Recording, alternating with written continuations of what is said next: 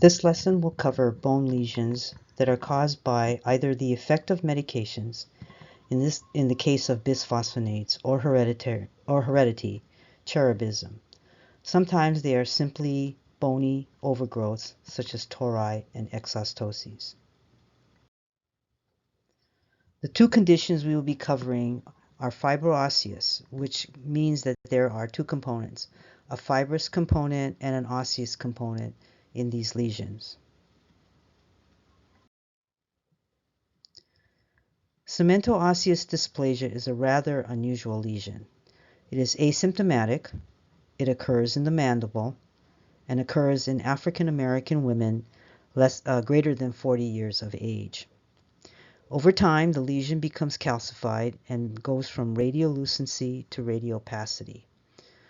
Many times it is, mistaken for some kind of pulpal lesion, but the teeth are vital, and usually the dentist will choose to watch and wait and see. And eventually what you'll see is, if you look at the close far right, there's that radiolucent phase, and as time goes along, sometimes within 5 to 10 years, you start to see radiopacity be created in that area.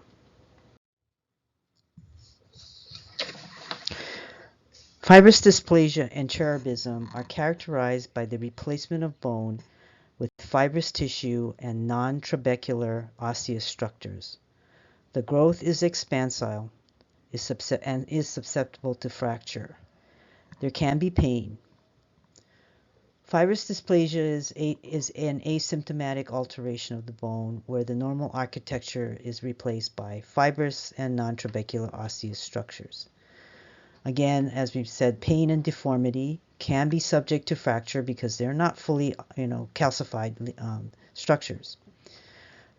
Fibrous dysplasia will stop at adolescence, but the deformity will not subside, and surgery can be performed to correct the deformity. So you can see at the panoramic on the patient, the top is the photograph. On the bottom you can see that bony growth, and notice that it is rather radiolucent, so it is not calcified. Cherubism is hereditary. While fibrous dysplasia is unilateral, cherubism is bilateral, giving the individual affected the appearance of a cherub, a little fat-faced angel. The deformity remains after adolescence but can be corrected surgically. So you see the patient, the two patients. One is, you can see the bilateral growth, deposition of this fibroosseous mass. And then on the very far right, you see the patient, a patient who had this form of cherubism, and then after the corrective surgery that can be done. But it's usually done after adolescence begins.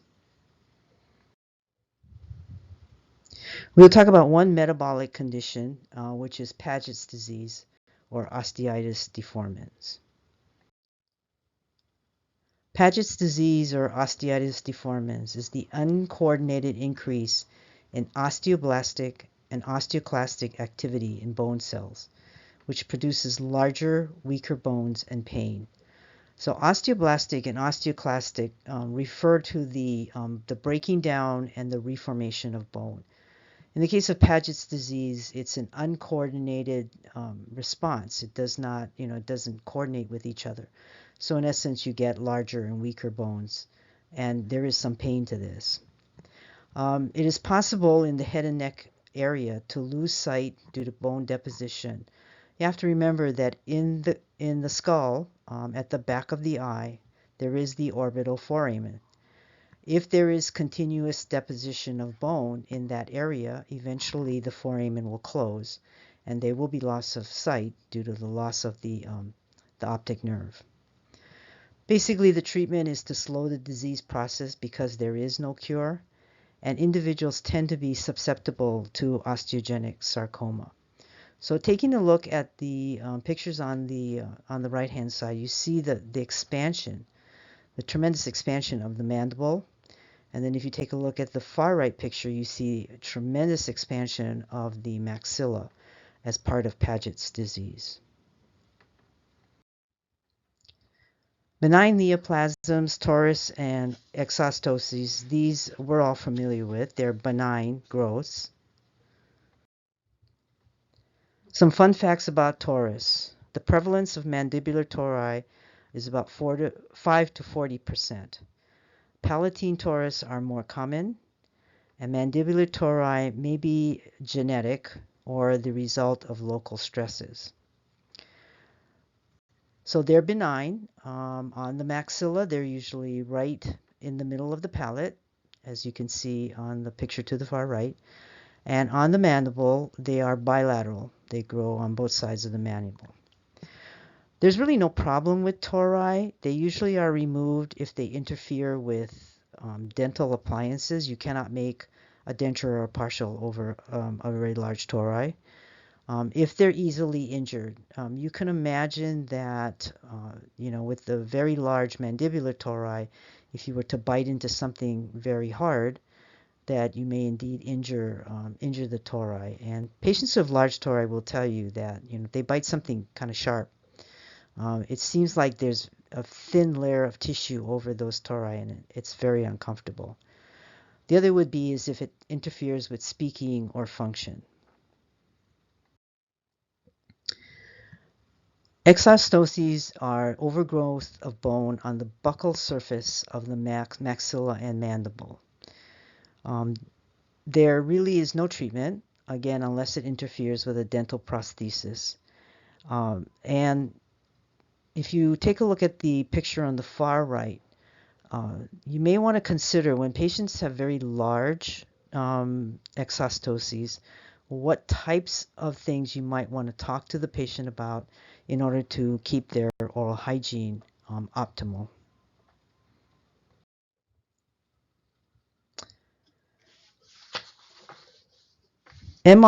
MRONJ, or medication-related osteonecrosis of the jaw, is an osteonecrosis caused by the ingestion of bisphosphonates. So let's talk a little bit about bisphosphonates. Bisphosphonates are used for two things. One is for the prevention of osteoporosis. The second is as intravenous treatment for cancer, particularly breast cancer. So essentially, the current bisphosphonate protocol, the oral one, because that is the one that's used for osteoporosis prevention, is usually an assessment at 5 years. If the patient's been taking the medication for 5 years, they will assess to see if the patient is still at risk for osteoporosis, and then make the determination as to whether or not she will continue. It's usually a female. She will continue on medications. There are other factors that cause or will make the patient more susceptible to this type of osteonecrosis, and that's smoking, having dentures or partial appliances, and diabetes mellitus. Other factors are age and gender, greater than 65 years of age. Anatomic factors such as the mandible is probably more susceptible than the maxilla. The need for oral surgery. One needs to be very careful in doing surgery with patients who are on bisphosphonates. And oral disease, infection, trauma, and periodontal disease all play a part. Obviously, if there is more diseased tissue, more plaque buildup, or biofilm buildup with bacteria, the more likely there is to be an infection of the bone. As far as the incidence of this type of osteonecrosis, for intravenous users, those people who are using it for cancer treatment, the incidence is fairly high. 1 to 10% of those patients will develop this MRONJ.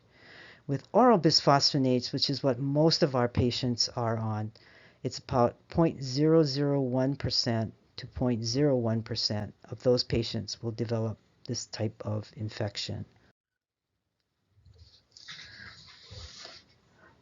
So bisphosphonates, if the patient is taking bisphosphonates, how do we manage that patient? What do we do to make sure that we don't have the patient develop this condition?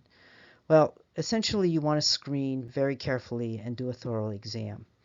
You want to, if at all possible, postpone, and we cannot postpone, but the physician might be able to postpone bisphosphonate treatment until the dental health is optimal. And we want to make sure that the patient you've educated the patient on, oral hygiene and preventive care, and then go ahead and have the patient start on bisphosphonate treatment. If indeed the bisphosphonate treatment has begun, then it's better to get some good x-rays, establish a baseline, ask the patient if they're having any symptoms of discomfort. And once the bisphosphonate therapy has begun, there needs to be an emphasis on preventive care and oral hygiene instruction.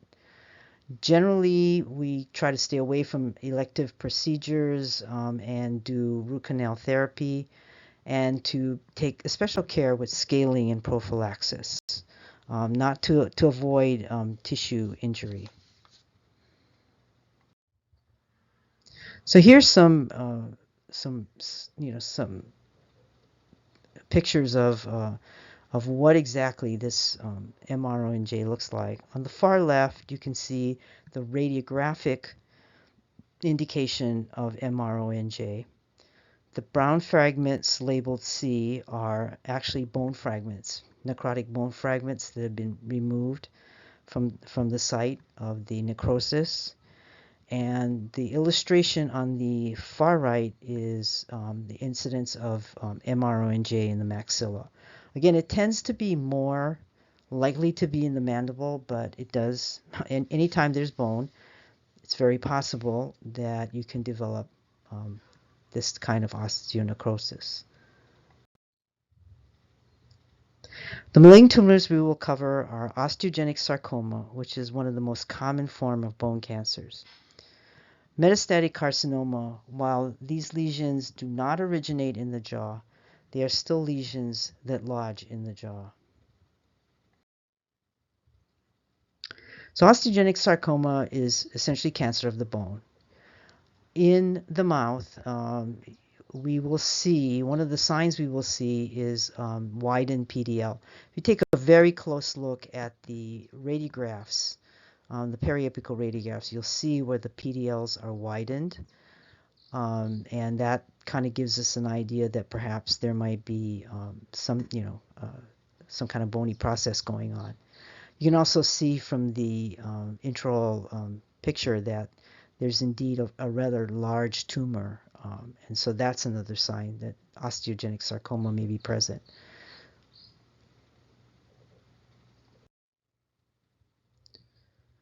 Metastasis is the process of cancer at another site actually metastasizing from the original site, from the primary tumor up to the jaw. When the metastases are infrabony, the patient will complain of deep bone pain.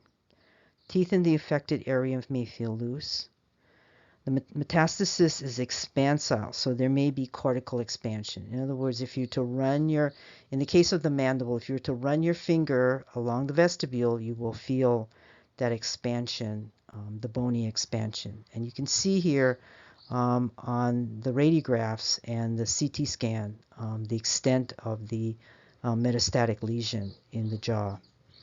So the cancers that like to metastasize to the jaw for men are the lung, the prostate, and the liver.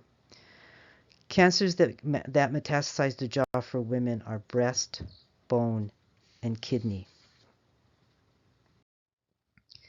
So yes, cancer can also metastasize to the soft tissues, and I just bring this up to show you that while we are discussing bony lesions, certainly there are soft tissue metastases. And you can see the symptoms will be pain, difficulty chewing, dysphagia, difficulty swallowing, and disfigurement. And here's a rather large metastatic lesion in the posterior mandible. A review of the patient's medical history may disclose a previous history of cancer. It is possible that the cancer has not been diagnosed, and the metastasis may be the first indication of the presence of cancer. So this concludes the lesson on bone lesions. Again, if you have any questions, any misunderstandings, or any issues, please do not hesitate to contact me.